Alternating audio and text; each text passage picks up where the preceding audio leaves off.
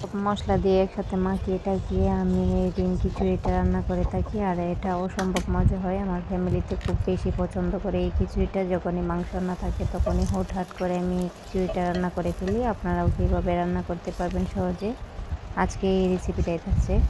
চলেন শুরু করি। এই খিচুড়িটা রান্না করার জন্য আমি প্রথমে একটা প্যানে জাস্ট মুগ ডালগুলোকে হালকা ভেজে নিয়েছি। হালকা ভেজে নেওয়ার পর চাল আর মুগ ডাল ভালোভাবে পরিষ্কার করে ধুয়ে নিয়েছি। আর যেহেতু আমি আজকে মাংস দিব না খিচুড়িতে, শুধু একটা দুইটা ডিম দেওয়া হবে। আর এখানে আমি কিছু সবজি নিয়েছি।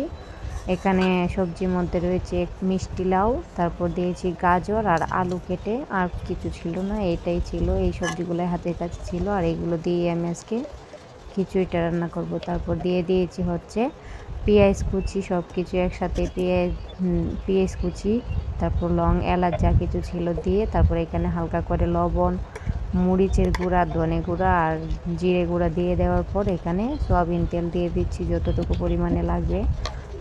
দেওয়ার পর তারপরে দিয়ে দিলাম হচ্ছে বাটা মশলা। এখানে আদা রসুনের পেস্ট ছিল আমার কাছে, ফ্রোজেন আদা রসুন আর হচ্ছে পেঁয়াজের পেস্ট। এটা দিয়ে আমি জাস্ট ভালোভাবে হাতে মেখে নিচ্ছি। আর এই মাখানোটা ভালোভাবে মেখে নেবেন। যত বেশি হাতে মাখানো হবে তত বেশি খিচুড়ির টেস্টটা বেশি বেড়ে যাবে। এভাবে আমি হাতের সাহায্যে অনেকক্ষণ যাবৎ দেখছেন মাখিয়ে নেওয়ার পরে এখন পর্যাপ্ত পানি দিয়ে চুলায় বসিয়ে দেবো প্যানটা। এখানে আমি ভালোভাবে মেখে নিয়ে তারপর আমার হাতটাকে আমি এই পানি দিয়ে ধুয়ে তারপরে যতটুকু পানি লাগবে ততটুকু পানি দিয়ে আমি চুলার মধ্যে বসিয়ে দেবো জাস্ট একটা ঢাকনা দিয়ে। আর একটু পানি দিয়ে দিলাম, মনে হলো আর একটু পানি লাগবে। পানি দিয়ে দেওয়ার পর এখানে আমি এখন প্যানটা বসিয়ে দিলাম চুলার মধ্যে। এখন ঢাকনা দিয়ে ঢেকে রান্না করলাম। এভাবে এরকম বলক আসার পরে আমি একটু নেড়ে চেড়ে দিচ্ছিলাম, বাট আমার মনে হচ্ছে তলানিতে লেগে যাচ্ছে খিচুড়িটা, তাই আমি আরও একটু পরিমাণে পানি দিলাম। এখানে টমেটো কুচি করে রেখেছিলাম, এটা একটু জাস্ট খিচুড়িটা বলক আসার পর অ্যাড করলাম। টমেটোটা একবার আগে দিয়ে দিলে একদম সব কিছু বেশি গলে যায়। টমেটোর ফ্লেভারটা একটু কম কম লাগে, আমার কাছে ভালো লাগে না। টমেটোটা একটু আস্তে আস্তে থাকতেই আমার কাছে ভালো লাগে বেশি। আর একটু রান্না করে নেওয়ার পর এখানে আমি জাস্ট বলক আসছে এই পর্যায়ে আমি দিয়ে দিলাম দুইটা ডিম ভেঙে দেওয়ার পর ভালোভাবে মিক্স করে নিতে হবে। যত বেশি নেড়ে চেড়ে মিক্স করে নেবেন তত বেশি ভালো। ডিমটা যে খিচুড়িতে দিয়েছি সেটা বোঝা যায় না, কিন্তু এর জন্য টেস্টটা অনেক বেশি বেড়ে যায়। আমি ভালোভাবে দেখতেই পাচ্ছেন মিক্স করে নিয়েছি। এরপর দিয়ে দিব হচ্ছে আমি আর একটু পানি। আমার প্যানটা মনে হচ্ছে খিচুড়ির জন্য আর একটু বড় দরকার ছিল।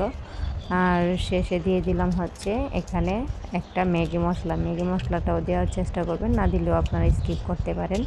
বাট ম্যাগি মশলাটা দিলে খিচুড়ির ফ্লেভারটা অনেক বেশি ভালো হয় আর টেস্টটা একটু ভালো লাগে। এ পর্যায়ে আমি ম্যাগি মশলাটা দেওয়ার পরেও আবার ভালোভাবে মিক্স করে নিচ্ছি। যত বেশি মিক্স করে নিচ্ছি আর সারা বাড়ি একদম রান্না হয়ে আসছে। এবার আর একটু ঢাকনা দিয়ে ঢেকে রান্না করে নিলাম। রান্না করে নেওয়ার পর একটু কতক্ষণ পর ফিরে আসছি। এ পর্যায়ে আমার খিচুড়িটা মনে হচ্ছে সব কিছু একদম ফুটে গেছে, তাই আমি খিচুড়িটাকে এখন বাগারের জন্য রেডি করছি। এই তো খিচুড়িটা আমি আলাদা একটা জায়গায় রেখে দিলাম নামিয়ে। এখানে আর একটা প্যান বসিয়ে দিলাম, এটা জাস্ট আমি বাগার দিব। এখানে পেঁয়াজ আর হচ্ছে রসুন আর হচ্ছে গোটা কয়টা শুকনো মরিচ দিয়ে দিয়েছি। এটাকে জাস্ট তেল দিয়ে আমি একদম নরম করে নিব। তেল দিয়ে দিব পর্যাপ্ত পরিমাণে। তেল দিয়ে দেওয়ার পর দেখতেই পাচ্ছেন তেলটা আস্তে আস্তে নরম হয়ে আসছে পেঁয়াজগুলা। এ পর্যায়ে আমি গোটা কয়েকটা ফোড়ন দিয়ে দিলাম, যেটা হচ্ছে গরম মশলা নামে পরিচিত। এটাকে আমি আর একটু লাল লাল ব্রাউন করে নিলাম। যত বেশি লাল লাল করে নেবেন তত বেশি খিচুড়িটা দেখতে ভালো হয় আর খেতেও মজা লাগে। আমার খিচুড়ির জন্য বাগারটা একদমই রেডি। এবারে আমি খিচুড়ির যে পাতিলটা ছিল এটাতে আমি সবগুলা বাগার ঢেলে দিব। আর এটাকে ভালোভাবে সব কিছু মুছে দিয়ে আমি বাগারের খিচুড়িটাকে চুলায় বসিয়ে দিলাম। তারপর ভালোভাবে নেড়ে চেড়ে ঢাকনা দিয়ে আরও কতক্ষণ রান্না করে নিব। আরও কতক্ষণ রান্না করার পর আমার খিচুড়িটা একদমই রেডি হয়ে গেছে, দেখতেই পাচ্ছেন। আর আমি খাওয়ার জন্য প্লেটে সার্ভ করে নিয়েছি। আপনারা সবাই বলবেন কেমন হয়েছে, অবশ্যই এভাবে ট্রাই